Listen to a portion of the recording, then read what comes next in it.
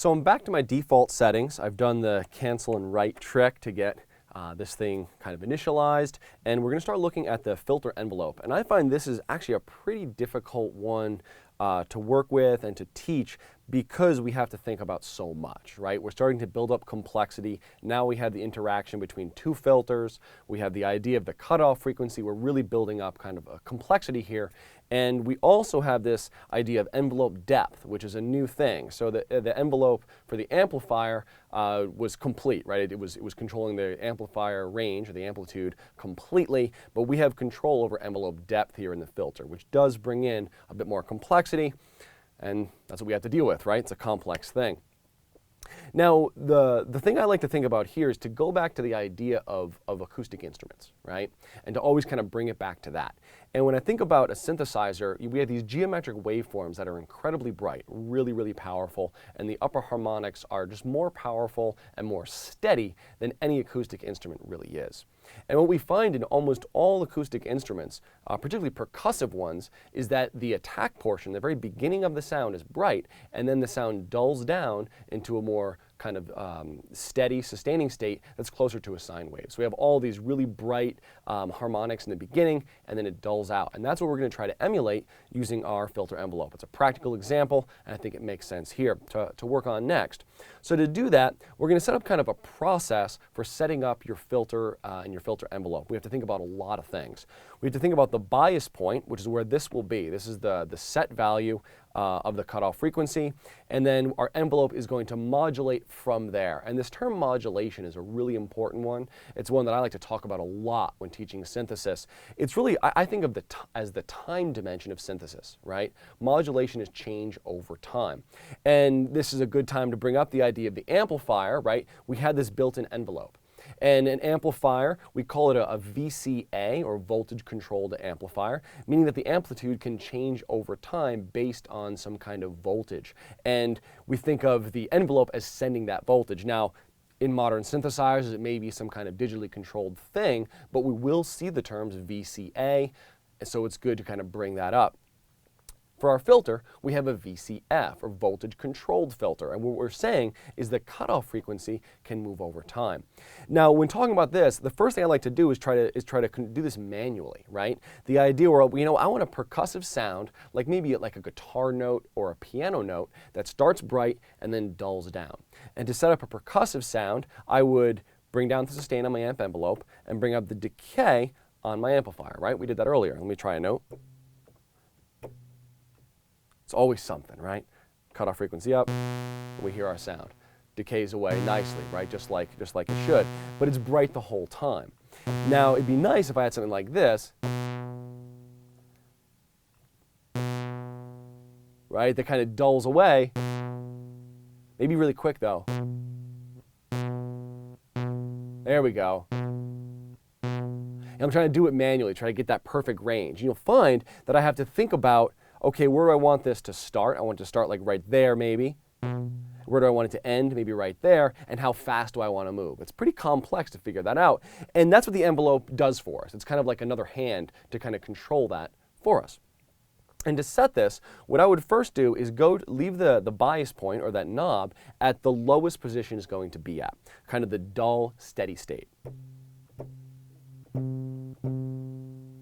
Maybe right there, right?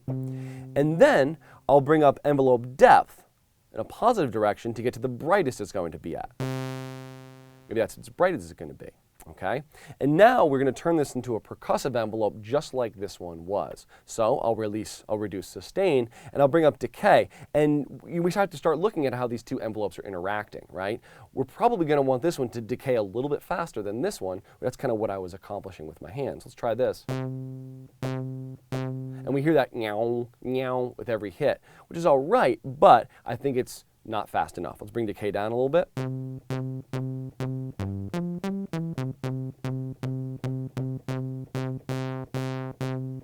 we get all those variations in attack. Now, for me, I think that the bias point's too high. I'll bring that down a little bit, and I think my envelope depth is a little too much. I can bring it down.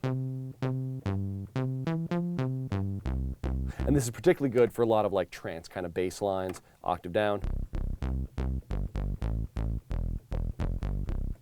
A lot of great bass sounds just with that. So that's how I would go about kind of setting the envelope here. Now, if we want to make this really obvious, sometimes it's a little hard to hear in the classroom. So often I'll try to kind of emphasize things at first so that everyone gets, oh, that's what the sound is, right? And then you kind of reduce it down to a more practical usage. And I find often I'm like, okay, everything's kind of extreme, lots of envelope depth, you know, at first, longer decay times. And even that, though, can be hard to hear. What helps is resonance. Now, I might not do this in most contexts, like musically, but hearing that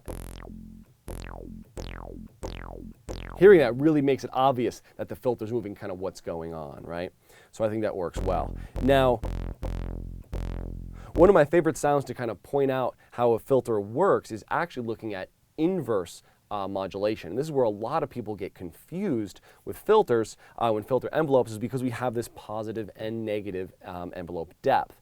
And when doing a kind of inverse, I like to think of a sound that I call pluck and swell. And the idea is it's kind of almost a fake sound. It has a kind of a sforzando crescendo kind of idea to it, a little more synthetic, but it is a fun one to play with. And I like these ideas, or these kind of moments, when the synth settings change how you play. You know, and we looked at that with like the cork envelope. It kind of emphasized or changed how we might perform the instrument. And I think this pluck and swell does the same thing. And to set this, I would kind of do the opposite. I would set the cutoff frequency at its brightest setting. So I'm back to my default settings here. I'll go to the brightest settings, maybe something like that, and then reduce envelope depth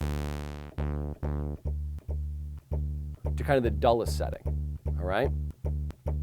And now I can play with decay here a bit. Let's see what we got. So decay is going to make this swell in. I might want to give myself a little more decay on my amplitude envelope.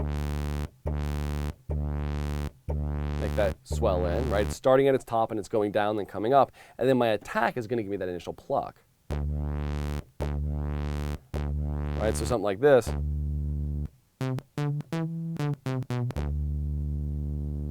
And it kind of slowly swells in, right? So this, I think, example is great because it really gets you thinking about positive and negative amplitude depth. And you can do some cool things with this, like play two low notes, octave up, and those are going to swell in.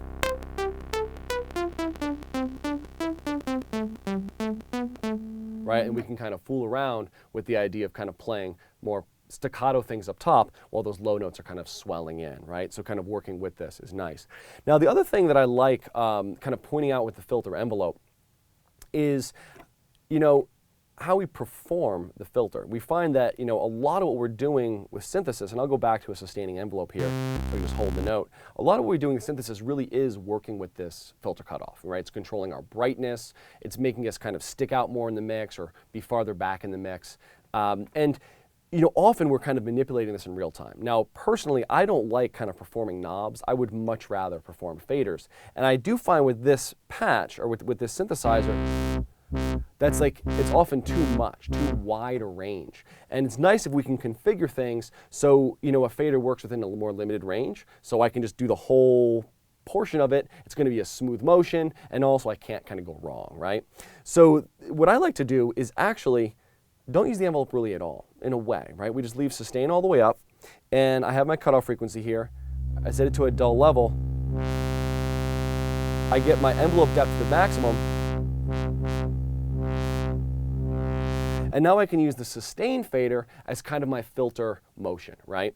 And it's going to be a more limited range, right? So what we have is now envelope depth is controlling the range of that motion. And you do find that it can actually be smoother because now the synthesizer is working over a limited range, your kind of resolution is higher, you can get smooth builds and drops, and you can set the minimum with your cutoff frequency location and the maximum with your envelope depth location perfectly. And you're just kind of moving over that range. So again, this is pointing out that sustain is a level, not an amount of time. And we get to work a little more carefully with envelope depth. So I think it's a great exercise to kind of work around with that. Again, I would kind of go back and look at the arpeggiator with the filter envelope so you can create these kind of plucky, kind of moving sounds. But That's all I want to show you with the filter envelope, and next we'll move on to the oscillator section.